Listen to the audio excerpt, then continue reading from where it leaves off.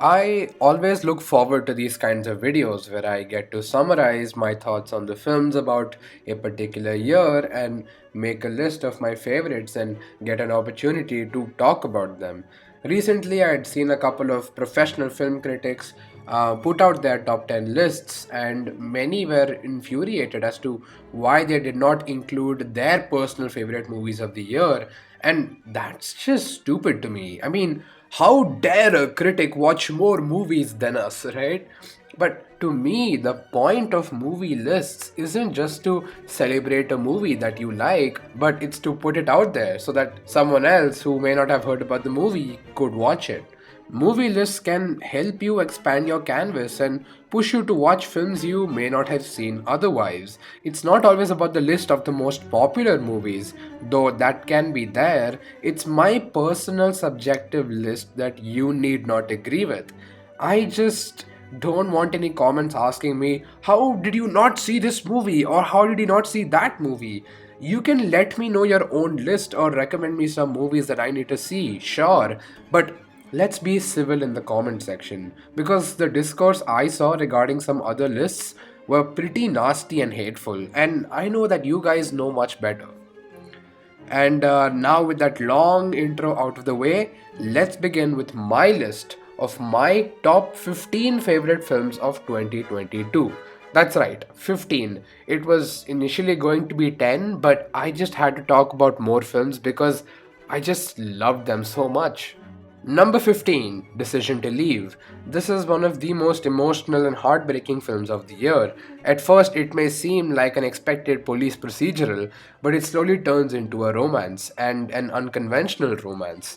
There's love and murder, but none of it is extremely stylized, and almost all the emotions are subtle. You really have to pay close attention to really pick up on something. The cinematography is absolutely beautiful, the lighting in every frame is gorgeous to look at, but the filmmaking was a little iffy for me. There were a few instances where it absolutely blew me away, such as when the detective is spying on the suspect, the film shows him already inside her house, although he's physically outside, and the intercutting between past and present, carried by voiceover, lends to this being some of the most creative filmmaking I've seen this year. But there is also some very interesting shot choices and camera moves that make the filmmaking rather interesting than effective. It really feels like Park Chan-wook is experimenting and playing around with the medium in ways that I have not seen before. But this film emotionally resonated with me, mainly through the beautiful writing and performances. It's about the pain of longing and how our unspoken desires can affect us and shape our lives. It takes unexpected twists and turns that benefit the overall story, and that ending absolutely left me shattered. Number 14, Gehraiya. Shakun Batra always manages to capture the complexities of life on camera. He explores the morally questionable and captivating characters, and Gehraiya is the very product of that. It's less of a plot and more of a character driven story where we follow the character of Alicia, played superbly by Deepika, in her struggle of maintaining a double life of infidelity, which is a choice made for many reasons. One of them being Alicia's unresolved childhood trauma. Her dark past with her parents makes her not want to be like her mother, but the irony is that she ends up becoming just like her. The filmmaking suits the mostly serious subject matter this film explores. We're almost always seeing things from a character's perspective. The short choices portray subjectivity, which means greater emotional investment. The film never glorifies the cheating or justifies it in any way. The characters are made to pay for their actions, but it gives us good reason as to why they choose to do this, despite them knowing that it's morally and ethically wrong. Most of the driving force of suspense in the movie comes from the possibility of the secret of the infidelity being revealed to the other characters who are partially oblivious to it, and that climax is most certainly unexpected and shocking but thematically resonant. I was extremely eager to watch this movie as the promotional material came out, and I'm so glad that it not only lived up to, but surpassed my expectations. Number 13, Tar. Tar is one of the most breathtaking films of the year. Never did I find myself so transfixed by a film. This movie focuses on the Western world of classical music, and at the center of it is Lydia Tarr, played marvelously by Kate Blanchett, who I think easily gives the performance of the year. Tar is an extremely flawed character who makes a lot of bad decisions, but yet we're always interested to see what happens next. Blanchett plays her with a sense of ferociousness and humility that really makes her feel like a real person who you would rather watch than know personally. The filmmaking too can feel haunting at times by just how impersonal it can feel, and sometimes it's even scarier when we are put into the heads of these characters. There are a couple of seamlessly executed long takes that zip around the room with meticulous staging and blocking that never feels like it's showing off. The film does focus on cancel culture and separating the art and the artist as its primary themes, but at the center of it is following the life of this one woman, flaws in everything. It's a brilliant character piece, one that will stay with me for a long time. Number 12, Everything Everywhere All at Once. The hype is real. This movie is actually great. A concoction of themes and ideas and styles and filmmaking techniques that still somehow manages to find its footing and maintain order through a seemingly chaotic movie. The characters at the center of this film's thematic core are the family, Evelyn, Waymond, and Joy, and their individual internal conflicts that are brought to the forefront through the external conflict, where Jobu Tupaki, which I guess you could call an evil version of Joy, threatens the balance of the universe. Look, it sounds like the cookie cutter plot of your average superhero movie, but that's how it hooks you and uses that sense of familiarity to tell its story. Despite all the flashy and creative filmmaking, the reason we keep watching is because we care. At the film's core, it's still telling a deeply personal and human story about parental relationships and understanding one another. It explores the complicatedness of existence and how it can get overwhelming for all of us as we try to make sense of the absurdity and ridiculousness of the world that we are living in. It somehow manages to grip you emotionally amidst the organized chaos and makes for one of my favorite movie watching experiences of this year. Number 11, Nope. Jordan Peele's one of my favorite filmmakers in recent times. He has managed to crank out two great horror original films that have proved his filmmaking prowess, which is why I was obviously intrigued to watch his new movie Nope. And it lived up to my expectations. This was a riveting cinematic experience. I suppose you could call it a sci fi horror film. It does contain a UFO that's the so called antagonist of the film, but the mere presence of the spaceship is used to tell us about the themes this film explores. And Nope touches on many things, but I would primarily say this film is about spectacle and our exploitative relationship with it. This is heavily explored in the character of Jupe and how he copes with his traumatic past by monetizing it. Even the scenes with the UFO are genuinely terrifying. The sound design and the creative decision to withhold showing the spaceship completely and letting it mostly remain hidden amidst the clouds only makes its presence more scary. It's a film about grief and the process of losing a loved one, as well as our addiction and fascination with spectacle and how it could lead to us possibly finding fame. But it also focuses on the dehumanization that comes with our fascination. If we don't record something baffling that we witnessed, then did it really happen? Which talks about our toxic nature with attention. Peel understands that to create suspense, it mainly lies in the dramatic pause, making us wait, telling us that there's a bomb underneath the table before it actually goes off, and he mainly executes this through the bone chilling sound design that signifies the impending doom of the spaceship. Plus, I just love that the characters simply go nope as soon as they realize that they're in a bad situation. I didn't particularly love it as much as his other films like Get Out or Us, but I still think that Nope is a solid entry in Peele's filmography. Number 10, Triangle of Sadness. This is one of the most absurd, disgusting, hilarious, and thought provoking films of the year. The primary theme of the movie is class conflict and eat the rich, but it explores it in a way that I've never seen before. I went into the movie not knowing anything about it, and I think that's the best way you should watch it. You think it's going one way, but it manages to shock and surprise you while never deviating from its thematic core. Rich people kinda suck, and the way it's portrayed here is nothing short of genius. The rich aren't outright bad people, so to speak, but we get a sense of their inherent superiority complex just through their subtle and or sometimes explicit actions. The film isn't afraid to be unsubtle sometimes with the way it talks about themes of gender roles, class hierarchy, racism, and capitalism. The filmmaking too is on excellent display. For the most part, we see everything on wide shots, not letting us get too close with these people. We are viewing their lives and actions from a third person perspective as if we were a fly on the wall, and it works perfectly for this narrative.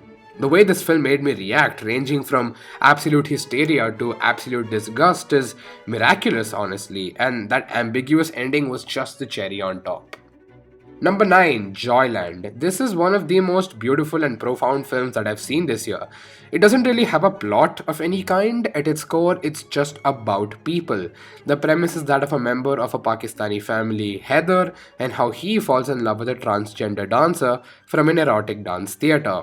But we also follow the lives of some of the other family members, where the film chooses to portray and quietly criticize the evident patriarchy present within the family and how that affects the people individually. The beautiful storytelling is accompanied by the stellar filmmaking, with the boxed aspect ratio and absolutely stunning cinematography. The way the shots are framed are meticulous and precise, primarily due to the aspect ratio, and it's very reminiscent of David Lowery's work with A Ghost Story, where there is little extreme camera movement.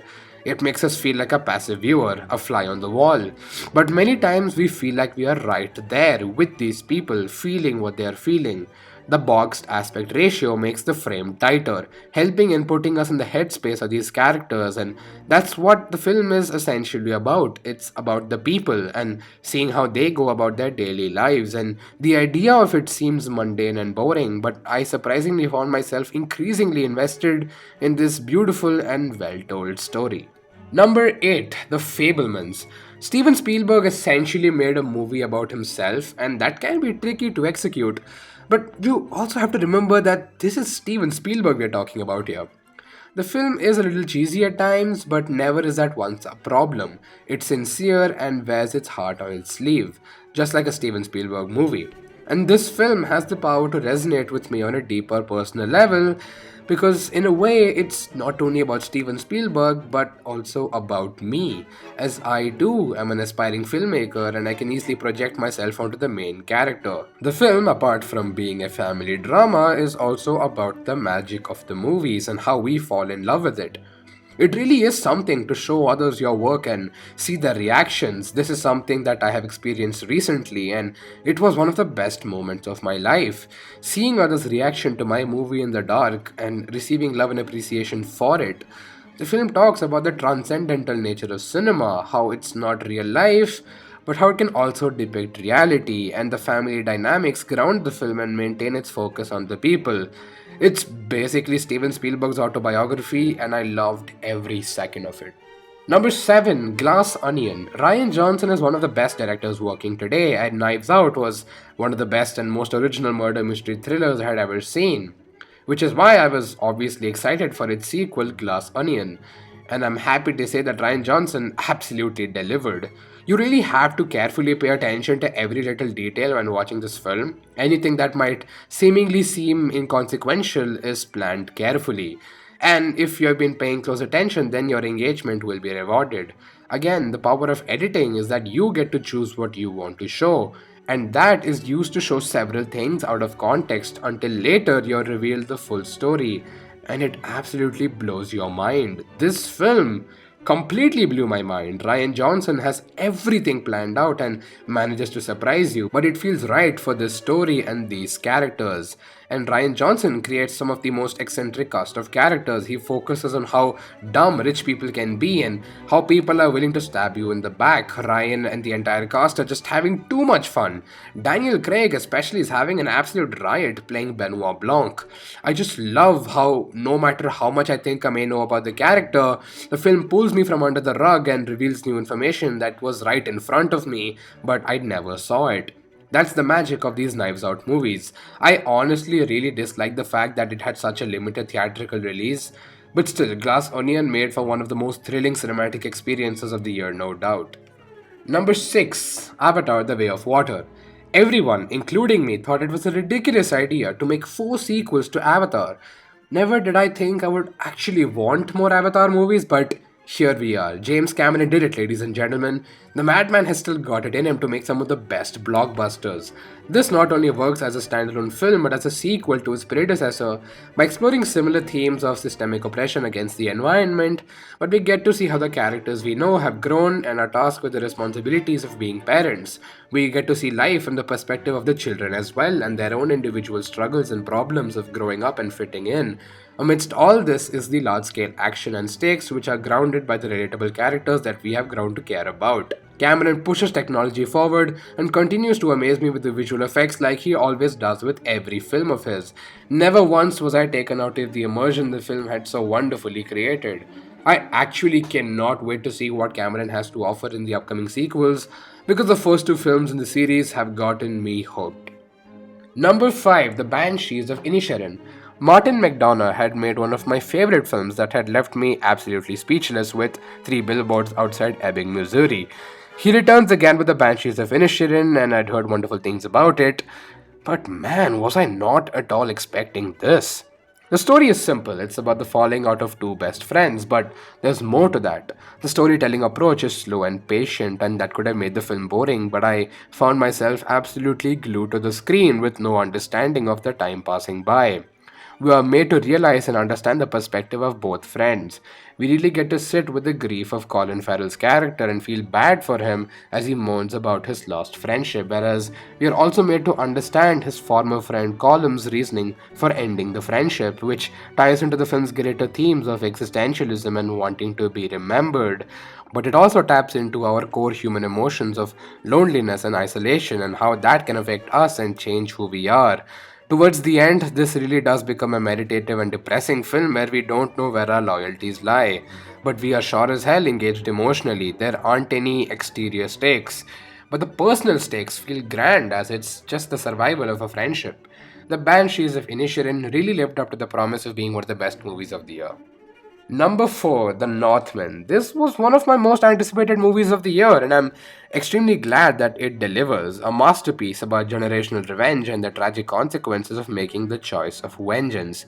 We follow our protagonist Armlet's journey and his need for revenge against his uncle. But I love that instead of the film following a conventional and expected approach to the storytelling, it has a twist that completely changes everything Armlet is fighting for. And it's a revelation not just for the sake of shock value, but something that deepens the philosophical core of this story. The excellent filmmaking puts us in Armlet's shoes, making the experience personal. The whole time I was watching this, I knew that I was in the hands of a master filmmaker who knew exactly what he was doing. Everything just came together really well, and it's a damn shame that this flopped at the box office. I really wish it had been released in my country. I still think The Lighthouse is a superior film, but I really hope Robert Eggers gets to make the kind of movies that he wants. He deserves it.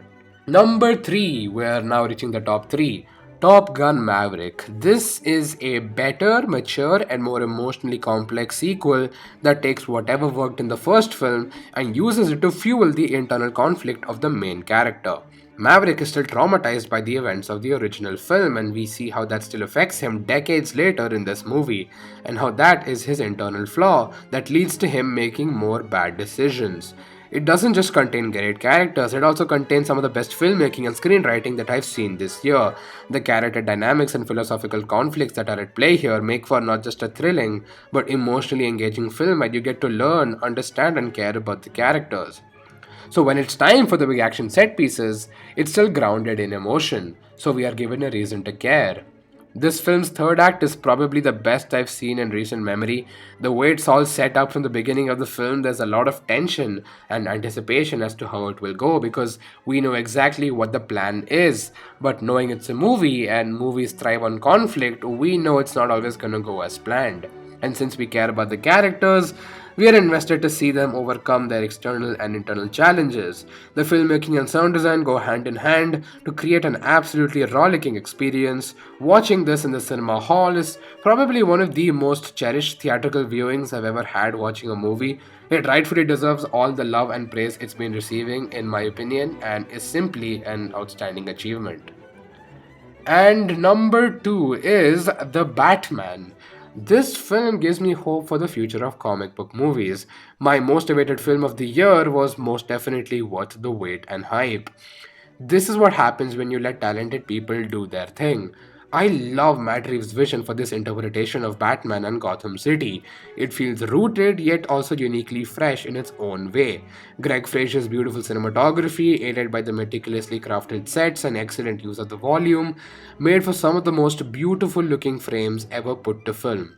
The filmmaking too is creative and exciting. The film is mostly shot in POVs, really helping us get inside the characters and see things from their shoes, which made for a much more emotionally enriching cinematic experience. The perfectly crafted shots and the lens distortion on the edges of the frame really distinct the film from the rest of the comic book movies that we see today. It doesn't at all feel like a conventional superhero film. It's a great film with a comic book character at its center.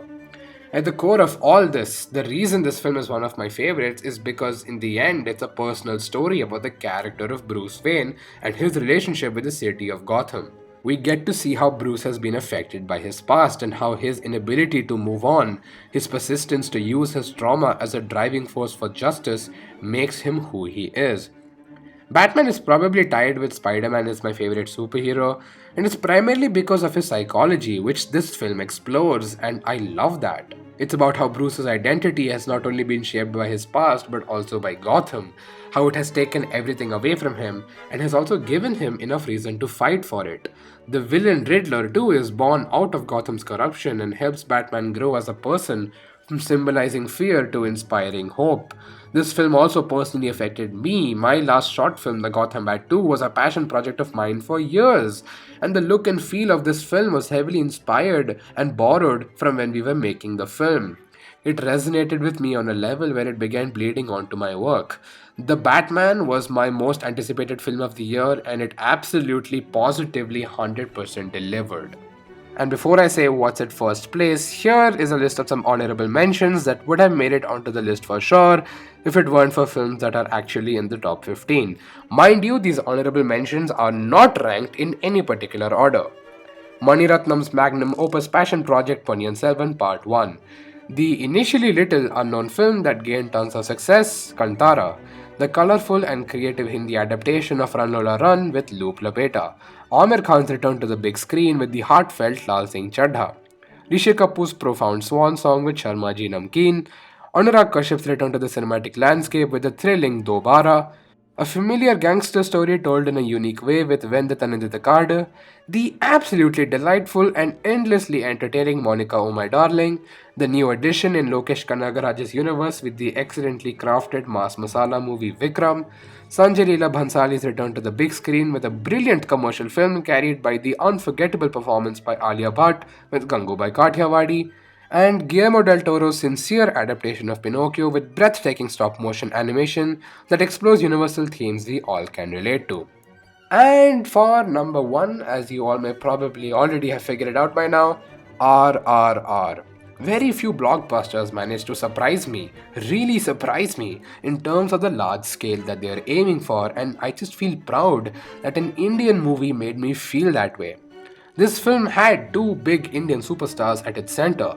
Success was already guaranteed. Rajamouli and team didn't really have to put much effort. Considering many Indian masala movies are written after the superstar is cast, stuck within the confines of celebrating their image, but no movie goes as hard as RRR does.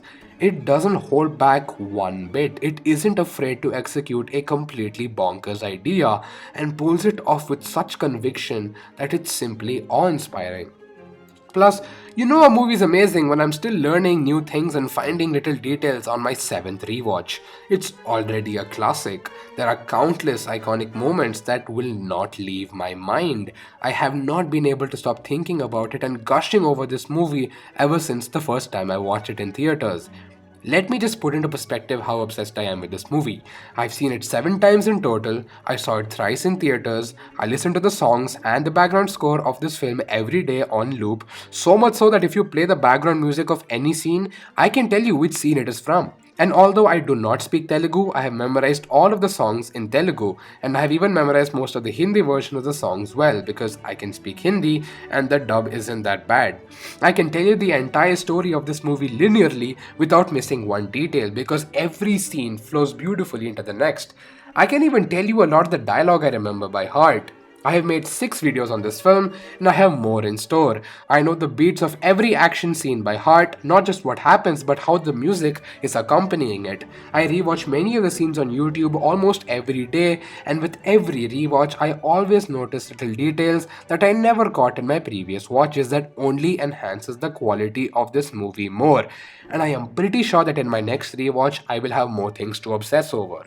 I just love this movie so much, and I could honestly talk about it endlessly. There is just too damn much to talk about.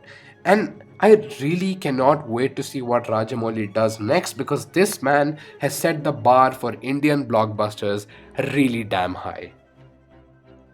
So, yeah, overall, 2022 has been an absolutely great year for films, and I know I probably did not include your favorite movie on the list.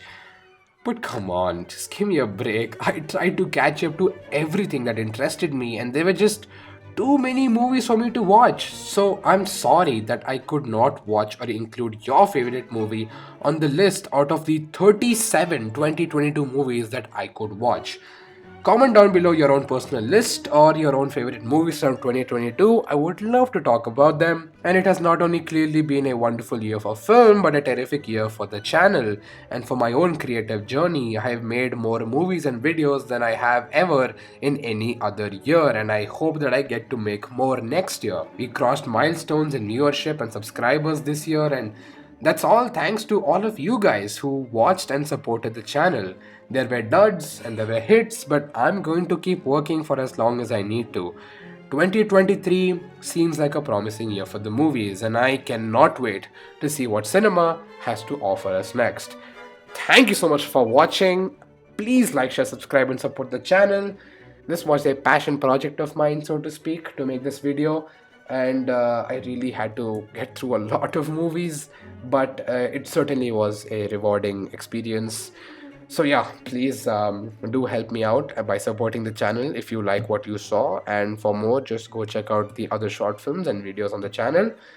And yeah, Merry Christmas and a Happy New Year and Happy Holidays. So yeah, bye bye. See you in the next video.